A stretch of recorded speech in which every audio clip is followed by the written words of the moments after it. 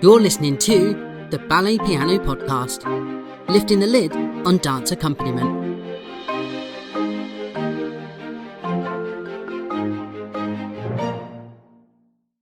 Ladies and gentlemen, boys and girls, welcome back to this episode of the Ballet Piano Podcast. The full team are around the kitchen table with me today, and that includes my beautiful wife, Akiko Hobson. Hello. My beautiful friend, Matt Gregory. Hola. And my only other beautiful friend in the room, Mr. David Yao. Hi, everybody. Hello. How is everybody on this sweltering Sunday? Oh, it's it's 25 degrees as we lovely. record this. Hurrah. Yeah, this weather doesn't like gingers, but it's fine. The weather doesn't, but the rest of us do. Oh, bless. It's lovely. We're going to have, the title for this episode is very wordy. Communication between ballet pianists and ballet teachers. It's not a succinct title, but I couldn't think of a different way to summarize the episode. We've talked about communication before, though, but We have, this is but slightly different. This is a specific one. I think that it was Akiko who actually came up with the episode idea, wasn't it? So Akiko, do you want to explain your thought process? I just thought about the communication. The episode was more like how to communicate on the spot in a class rehearsal with the teachers in a healthy environment. And then, if you work in the ballet and especially in the same place for a long time, sometimes you come across the situation that you are right and whatever is going on in the studio is wrong. But as a pianist, we can't just stop the rehearsal and say, well, I don't think that's correct. You can't say that. Yeah. So how do you address that? Or if you're not sure, because we can't really voice loud in a class. Or have an argument or some sort of conflict with the dancers or teachers. I think one of the big parts of being a ballet pianist is knowing when to speak up, and what to say and when to say it. Because I've always said, we have to be the unsung hero in the corner. You just finish the sentences, metaphorically for the teachers. Dot the I's, cross the T's, all those things, but do it in a sort of really subservient, humble way. But as you say, Akiko, sometimes that something's not quite right. Yeah, because if you played for this production for many times, you know it. So I was asked one of my colleagues, like my advice, that she said, I've been playing for this rehearsal and this particular step, I know it's on the wrong timing. And whoever is setting the ballet is wrong. And she even went further more to check different version, body show version, everything on the YouTube to check maybe there's a different version and she couldn't find, and she thinks she is 99.99% right. Unless this teacher decided to change it. Right. But so she wanted to address it. But she was like, what would you do? So my first advice to her was that if it doesn't affect the music, if the music just goes on and if they're just doing the wrong timing, it's not pianist's problem. And so it might get found out later in the rehearsal that they might fix it, but I wouldn't just say anything and I just keep playing. But if it does affect the music, and then you do have to know. Yeah. And then in that case, I probably ask outside the studio personally, like a question style that, instead of, I think this is wrong. I said, can I just clarify this? Yeah. When is the timing? What's happening? Because I'm not quite entirely sure. I think I probably start off from that because in the end of the day, we are not ballet dancers or ballet teachers, and everybody knows that we can't dance. So Speak for yourself. Yeah. You see me dance in that kitchen, you know it. But the people setting these ballets, would they perceive you as getting out of your box and saying too much if you spoke up? Is that what you're worried about? I don't know, but in the end of the, because I don't do ballet, so in the end of the day, they can just tell me that, but you don't dance. Yeah. So, how do you know? But if this is a piece that you played a lot of before, so you have experience, then I think your input is as valuable as the steps themselves. So I think that the way you went about it was a really good way of going about it, about that questioning kind of to clarify whatsoever. And I hope that outside then you'd be able to have that conversation with whoever it was. Yeah. Can we look at this? Yeah. Yes. But that's another thing, isn't it? Because I know you very well, David. So there's no problem addressing it, and we can look at it together. But if you're not that friend with... I mean, I think just thinking what you just said, the first thing I think for any situation, regardless of what it is you don't address anything that's even semi-conflicty or contentious in a studio. I think whether you're a teacher or a pianist, the studio is not the place where you ever do that, because it just shouldn't happen. I think that is a golden rule for every professional, isn't it? It does not happen in the ballet studio in front of the rest of the company or the rest of the school or the trainees, whoever you're playing for. It happens in a private space away where you can speak, whether you're friends and you get on really well, or you are simply colleagues because you don't get on personally, whatever it is. It happens privately, doesn't it? It doesn't happen sort of in a public space. I think that's the first lesson about anything. And then after that, does it come down to your relationship with the teacher or the rehearsal director as to actually how you would address certain issues like that? I mean, say, if we go on to, a sort of parallel example, if you like, if we reference, say, I don't know, a vocational school assessment, and a teacher wants a specific piece of music and they've choreographed it in their head to a specific piece of music, but the pianist knows that actually something else would work better. How would you deal with that? I might, depending on who it was, if it was David, I'd say, David, I think that's great what we do. Let's do this for the first group. Can we try this for the second group as well and see how it goes? If it falls flat on its backside, then I'm sorry, it doesn't work, but do you mind if we give it a go? And 9 times out of 10, you would say yes. So, there's different ways of approaching these scenarios, if you like. It's almost like we're all psychologists or psychiatrists. It is really. Yeah, it's difficult because But you're the one with a degree, David, aren't you? But you're absolutely right. It's not what you say, it's how you say it that makes the difference, and when you say it. And I think the suggestions that you've made here are really, really good and really relevant. And there have to be, it helps both sides if there are avenues that you can go and different ways you can do it, rather than hit, as you said before, hit things head on. Because that doesn't, when emotions get involved, it's much more difficult to solve whatever you're trying to do.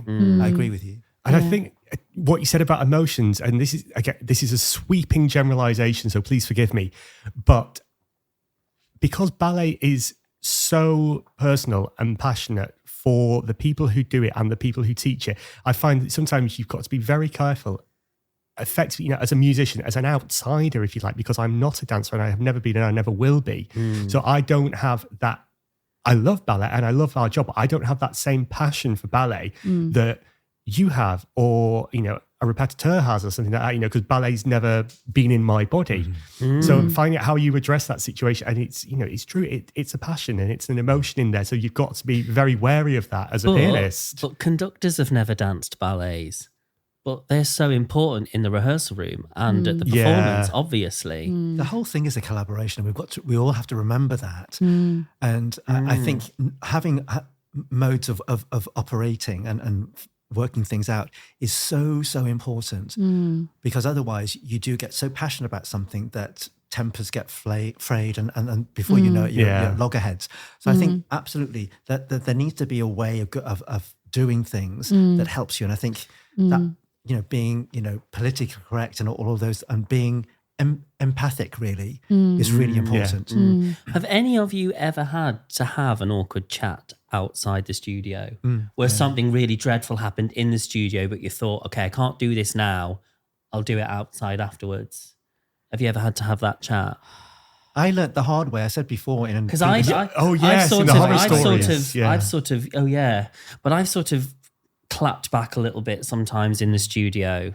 In a sort of banter way, though, with tongue in cheek, to say, I've got my defences up here, you're giving me a hard time. So at the odd time, nothing serious enough to say, well, we need to have a chat outside afterwards. Nothing like that. But But having something up your sleeve that you can diffuse the situation with, I think is really important. I think Yeah, humor is like a good humor. one. Yeah. Or just say, can we just talk about this later? Yeah. That would be easier. Yeah, we can't And sort then this out right here now. We Exactly. need to sort it out Yes. later. I think I've learned this more as I've got older, because I think I used to be too open with how I was feeling. So if I got a bit annoyed or a bit frustrated with something, or I was getting annoyed in the class, I wouldn't say anything, but I showed it. I showed it in how I was playing. I think my body showed it. The lack of then communication showed it. Yeah. And I realized actually what I needed to do in my mid-20s was grow up, and I needed a slap around the face and realize that actually you are a professional in there. You can't be going around with a face like a slapped arse. Even if you're unhappy, you can simply suck it up and get on with it. And if it really is that big of an issue, you can speak about this outside. Yeah. You're only in the class most of the time for 90 minutes or, at a vocational school, maybe 2 hours, but you're not in there for a long time. You can suck it up and then sort it out outside. And the amount of times I had to apologize for, I'm very sorry. I was very tired in there. I was having a diabetic attack.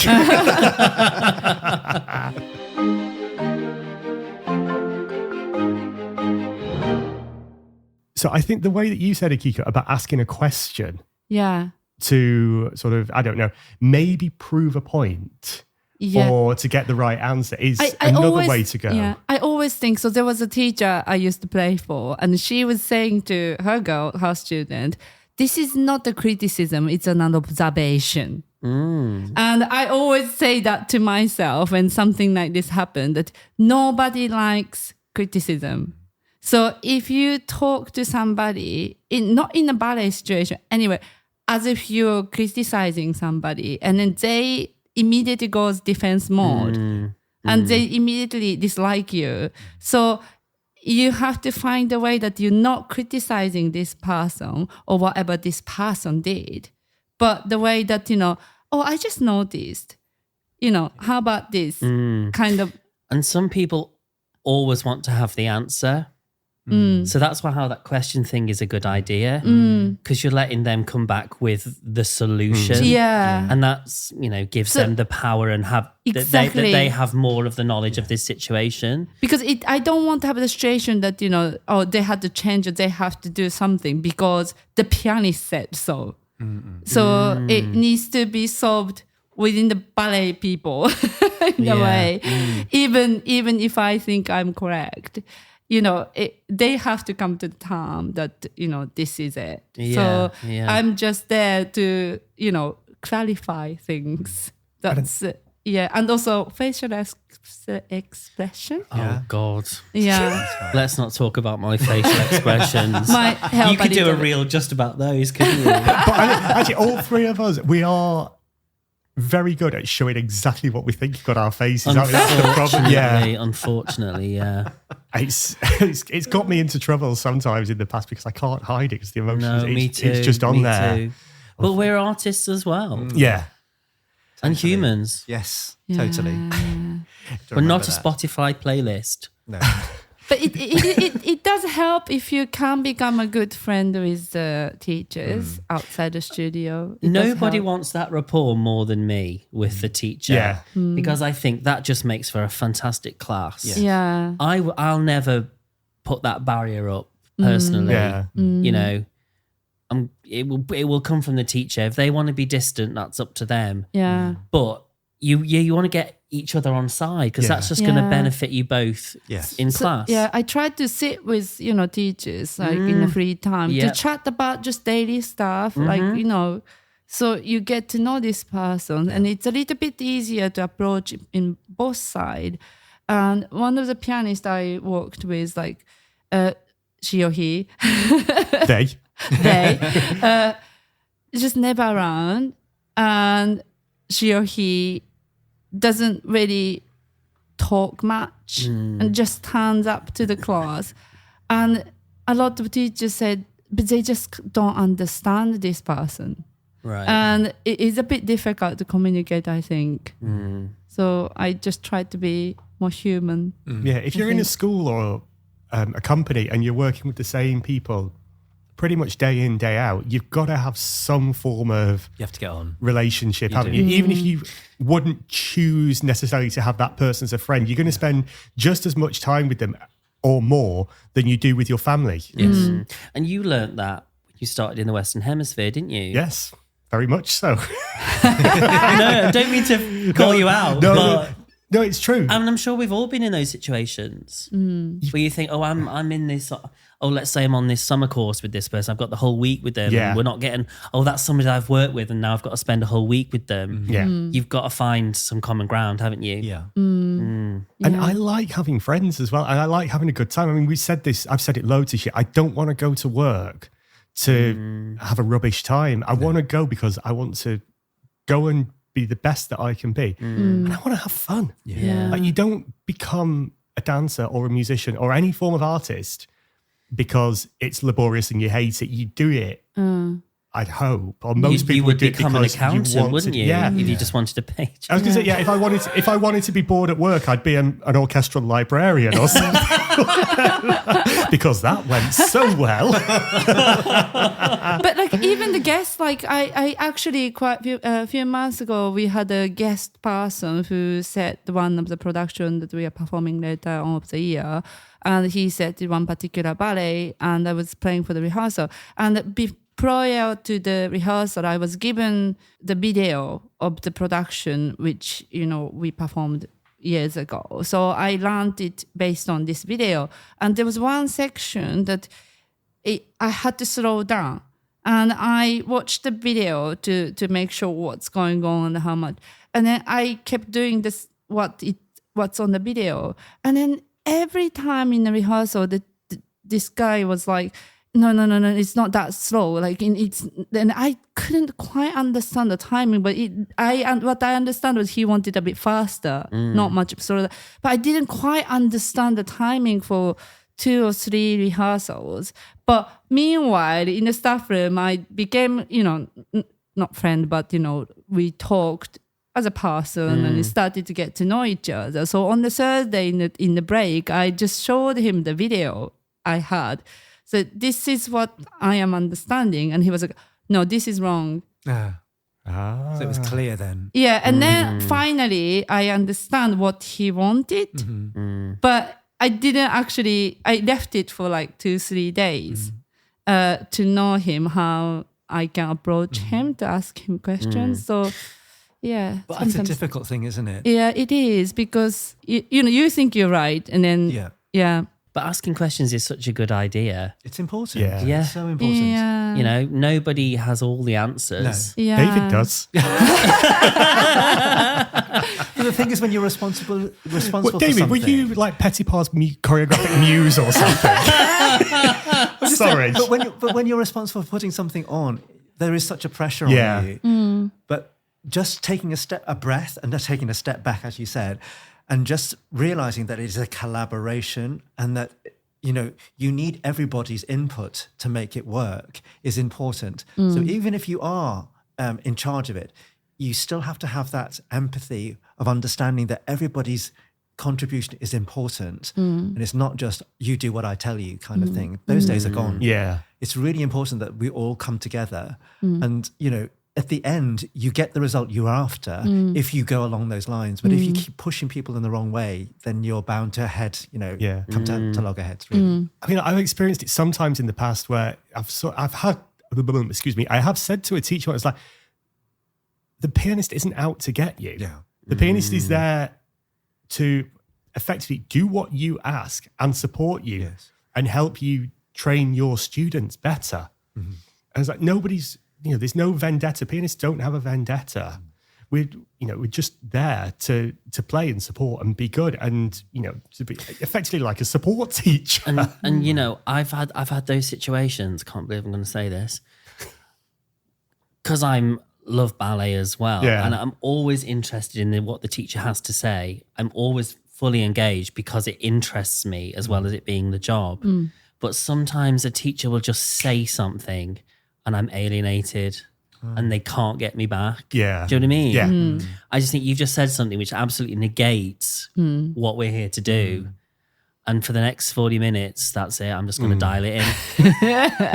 And that's me. That's my emotion. Yeah. I could try and be professional and get back on it, but on a human level, you've just upset me. Yeah, but I mean, and I'd done nothing to do, you know. Yeah, but you're not, I mean, you say you dial it in, you're not actually dialing it in, are you? You're still doing it. You're still doing the job. You're not, you're still giving, effectively, like you always give 110%, so you might never give just with a miserable face for the next 40 minutes. Exactly. So, you know, you're still giving it. You are still professional. You're always professional. But yeah, so I'm going to take on board, Akiko, for once, one of your suggestions, which is if there is ever an issue, I'm going to try and approach it in a different way and ask a question about it. And your body language and facial expression, Christopher? I've sorted that out a long time ago. Right, ladies and gentlemen, please do get in contact with us on social media at Ballet Piano Podcast on Instagram or Facebook.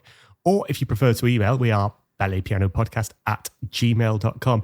Let us know if you've ever had any situations, how you deal with them, if you think our advice was good, or if you think it was a load of rubbish. Please do let us know. I've got a little call to action. Listeners, if you are really enjoying the podcast, can you give us some stars on the podcast app? Write us a little review because it pushes us up, doesn't it? Give us some 5-star reviews on the podcast app if you are loving it. We would love that. Loving it.